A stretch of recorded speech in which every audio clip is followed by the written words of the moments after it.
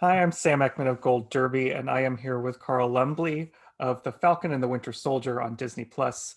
And Carl, you play a character with a lot of important history in the Marvel Universe, Isaiah Bradley. And Marvel is notoriously tight-lipped about their plot details, even having people audition for, you know, fake sides and things like that. So when you first got this role, were you aware of the scope of it and just how timely it was going to be and prescient it was going to be? No, I was not. Yeah, it was. It really, I think, struck a chord with people because he has this backstory um, that is really speaking to our times right now. I think, and around the treatment of Black people throughout American history. What was your first reaction and what first resonated with you when you read it? Um, I think what first resonated with me was the pride that he had in having wanted to serve his country initially when he was first introduced into the military um, and then subsequently into the super serum program. So things turned on him in a way, but not for a very long time. For a large part of his early time, he felt he was operating in the way he wanted to. He felt he was doing his part to, among other things, correct the mischaracterization he felt um, was going on in the country. You know, at that time there was a squadron, the Red Tails, all Black pilots, and they were applauded in the air and jeered on the ground in their own country, fighting for the very freedoms and ideals that the country was supposed to stand for. So seeing that, and what impressed me about him was you can be angered by a situation without being embittered by it, and decide that what you will do is take action. And so he took action. He literally enlisted himself in a fight in which he believed for something greater than himself, and not just for Black people, but for the nation. Very often, you know, the racial situation is turned something that is of concern, of course, to Black people who've been discriminated against, but the idea that those individuals who have done the oppression and discrimination are also at effect of what they've created. It's kind of impossible to jail someone without being in jail. And so the kind of imprisonment of the mind that you attempt to put on someone else also incarcerates you. And anyone who's fighting for freedom is automatically fighting for freedom for everyone. I don't want to be free myself and turn back those same terrible injustices on anyone else. Hate never failed to destroy the hater. I like that. And you see sort of the different perspectives, I think, right when Sam and Bucky enter Isaiah's house, Bucky makes a statement like, there's more of us out there, and equates the two without seeing their different lived experiences. What does that do for Isaiah? Well, I think it creates the kind of, it's the conundrum that faces and has faced many Black people. You know, you want to be proud of, you feel you are a part of something. You read the same books and you hear the same music and you thrill to the same sports events and you raise your children looking for the same you have the same aspirations and hopes and ideals for yourself, but you also are aware of this foot on your back. And sometimes it's both feet, and sometimes it's a finger, but still the weight is unconscionable. And then it becomes compounded because it's a matter of not just the event itself, or what they say, it's never just the crime, but the cover-up. And so as angry as someone like Isaiah could be about what took place during slavery, and as angry as he could be about the discrimination shown to Black fighting people, men and women, he can be just as angry about what's taking place today if it hasn't been addressed. So the worst part of it is the denial and the secrecy about what took place. Isaiah was modeled in some ways on the sharecroppers in the Tuskegee experiment involving the untreated syphilis in 400 Black sharecroppers. And it's always a tricky balance, because there were, as heinous as that program was, as terrible as it was to not let them know what was taking place, they were receiving better treatment than many Black people around them. So there was ambivalence about how to feel about all of this government attention. And of course, they never believed that the government would actually try to perpetrate something like that. So there are many things that you can be upset and resentful for, but you can only live forward. And what takes place in the past is not in the past, it's in the present with you. And what takes place in the future is the opportunity to address what that past has brought you. So as long as you have that sense of moving forward, I believe there's triumph in that. So my reaction to Isaiah is, this is a man of triumph, living his quiet life, hidden away, knowing what he knows about what was done to him, but having the one thing he can hold on to in this particular day, which is his family, his grandson, and the people who produced him, his community and his country. There's there's a really beautiful scene you have with Anthony Mackie as Sam Wilson, which is a nice quiet moment in a action epic, where he reveals a lot of the pain that exists in this quiet life he's created for him. And I think, the part that really resonated and shook a lot of people was they'll never let a Black man be Captain America. What was shooting that scene like with Anthony Mackie? Well, it was tremendous working with Anthony. There's so much that could be communicated in and around what the text had to say. And my own feeling about it was even that very line represented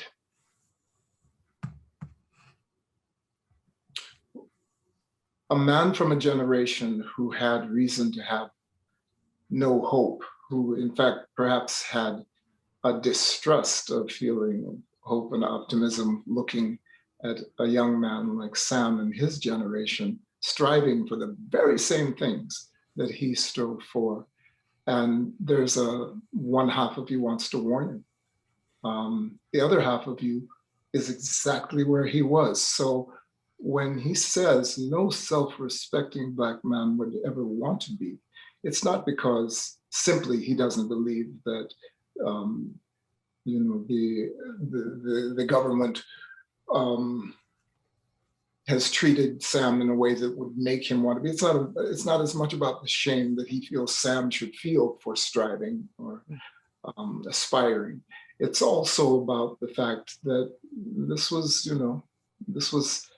something denied him, and the fact that he wanted to be, whether it's Captain America or wanted to be viewed and evaluated and valued for what he believed and who he believed he was, as heroic as any other individual, absent color. So it's and I thought the beauty of the scene was what I felt was communicated between Sam and Isaiah, because I think of course, it's all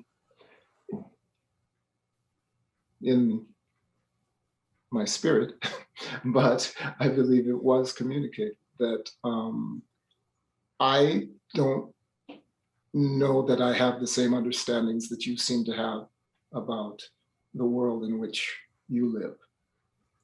This is my honest reaction, having been there in the world in which I live, but I'm hearing something in what you say. So as much as I'm going to still tell you, I don't think it's a good idea, I have to be open to the fact that you know more about this world than I do. Isaiah has been hidden away for 30 years. He's come back. He is trying to just live out the rest of his serum-filled days in whatever harmony he can. So I believe he listens to 70s and 80s funk.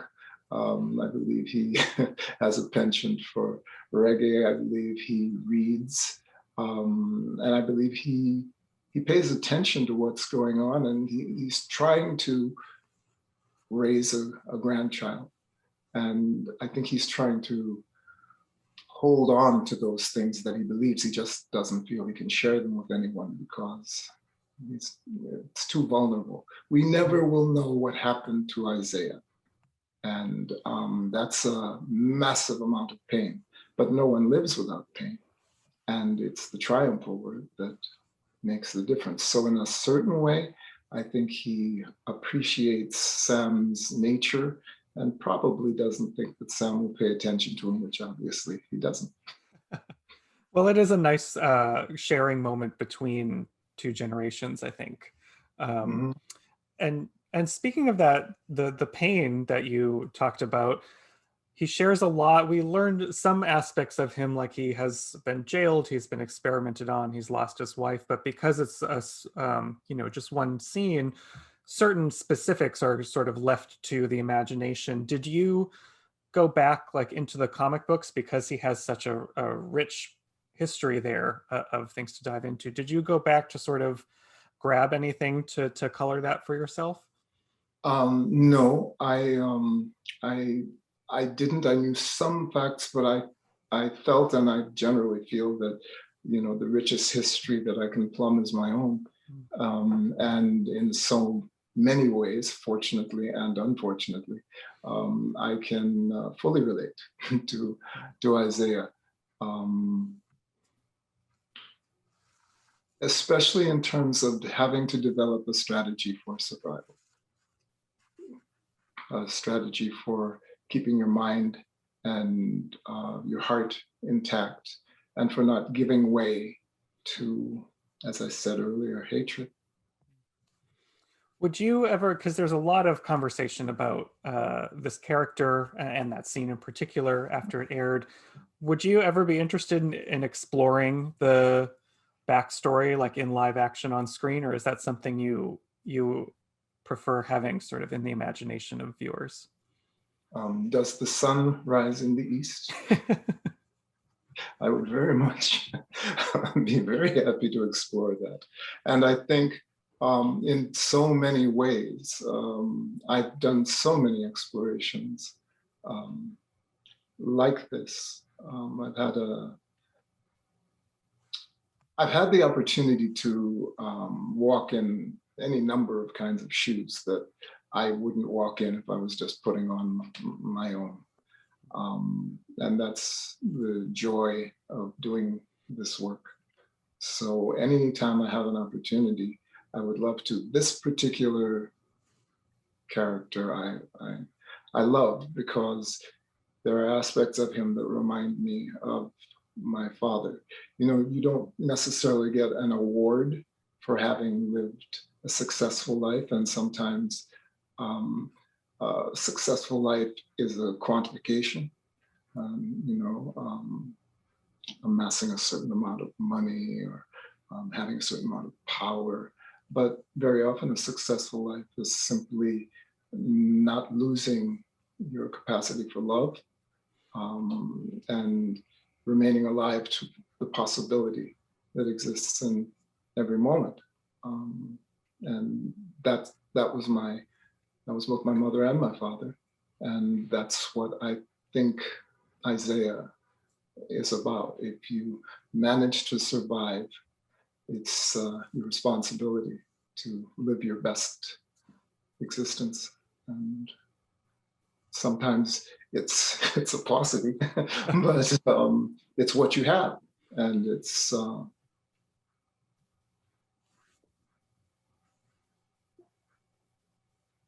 what you have, and it's what you have to give. Sometimes that burden of pain, if it takes people over and turns only to bitterness, and that's what they express, there isn't as much vital information in that as there is in, I believe, the lesson that life does not come without pain. Everyone experiences it, and your success as a human being is dealing with your own and accepting that in that regard you are just like everyone else. Well, I think before I have to let you go, I wanted to ask a little bit about the successes of your life, and you have worked on TV for on so many projects, and it's not even your first time playing a superhero. You've dipped over into DC to voice Martian Manhunter. You were part of Mantis, Alias, Cagney and Lacey. I feel like there's an entry point for you. No matter what someone's age, there's an entry point to Carl Lumbly. Is there any aspect of TV, like a genre or a type of project that you haven't taken on yet that you're really dying to explore still? There was a program hundreds of years ago called Playhouse 90. And I started on stage. That's all I thought I was going to do. And had that been the case, I would be just as happy as I am now. And I thought that the idea of bringing plays to television was brilliant. And many of those writers did indeed migrate into television and changed what television looked like at that point, I think some of those changes are occurring now. I would say that Malcolm Spellman and the team on this particular project it's a very intelligent literature, and a very when I think of the way it came together, it reminds me a bit of the responsibility that you have to take for your own character on stage, yet it's collegial, and your own character only exists to the degree that they make sense in the relationships they have in the piece. And plays do a beautiful job of doing that. So if Playhouse 90 comes back, or something like it, that's what I would love. I'd love to be a part of that. The combination of doing a live performance in a way that can be captured and passed along. Well, we will put that into the universe to hope it manifests soon one day. Thank you. Yes, you might want to make a move on that. Tempest future. We'll put it out there. So thank you, Carl, for talking with me. If you're watching, make sure you subscribe to Gold Derby and keep up to date with us throughout the season. Carl, thank you once again. My pleasure, Sam. Take care. Good day.